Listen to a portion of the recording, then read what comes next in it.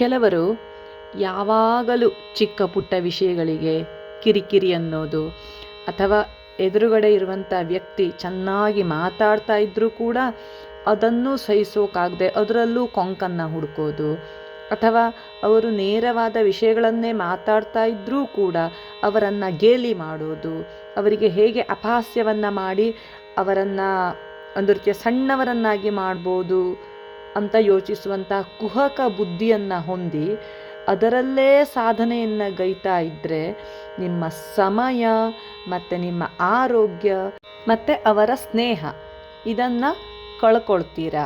ಯಾಕಂದರೆ ಇವುಗಳಿಗೆ ಬೆಲೆ ಕಟ್ಟೋಕ್ಕಾಗಲ್ಲ.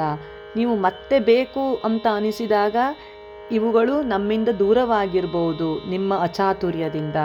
ಹಾಗಾಗಿ ನಿಮ್ಮ ಹತ್ರ ಯಾರಾದರೂ ಬಂದು ಕಷ್ಟ ಅಂತ ಹೇಳಿಕೊಂಡ್ರೆ ಅವರಿಗೆ ಅರ್ಥ ಮಾಡಿಕೊಳ್ಳುವಂಥ ಮನಸ್ಸು ಬೇಕಾಗಿರುತ್ತೆ, ಕ್ಷಮಿಸುವಂಥ ಗುಣ ಇರುವಂಥ ನಿಮ್ಮ ಹೃದಯ ಬೇಕಾಗಿರುತ್ತೆ, ಕೈ ಜೋಡಿಸುವ ಸ್ನೇಹ ಬೇಕಾಗಿರುತ್ತೆ, ಸಮಾಧಾನದ ಒಂದೆರಡು ಮಾತುಗಳು ಬೇಕಾಗಿರುತ್ತೆ ಅಷ್ಟೇ ಹೊರತು ಇನ್ನಾವುದೋ ಒಂದು ರೀತಿಯ ನಿಮ್ಮಿಂದ ಪ್ರತಿಫಲಾಪೇಕ್ಷೆ ಅವರಿಗೆ ಇರೋದಿಲ್ಲ.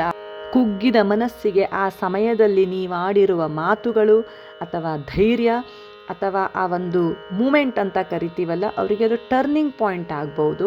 ಹಾಗಾಗಿ ಆದಷ್ಟು ಅಂತಹ ಒಳ್ಳೆಯ ವ್ಯಕ್ತಿಗಳು ಸಿಕ್ಕಾಗ ಅವರನ್ನು ಹುರಿದುಂಬಿಸೋಕೆ ಪ್ರಯತ್ನವನ್ನು ಮಾಡಿ ಅವರ ಕಾಲನ್ನು ಎಳೆದು ಅವರನ್ನು ಹಿಂಜರಿಯುವಂಥ ಕೆಲಸವನ್ನು ಮಾಡಬೇಡಿ ಅಂತ ಹೇಳೋಕೆ ಇಷ್ಟಪಡ್ತೀನಿ.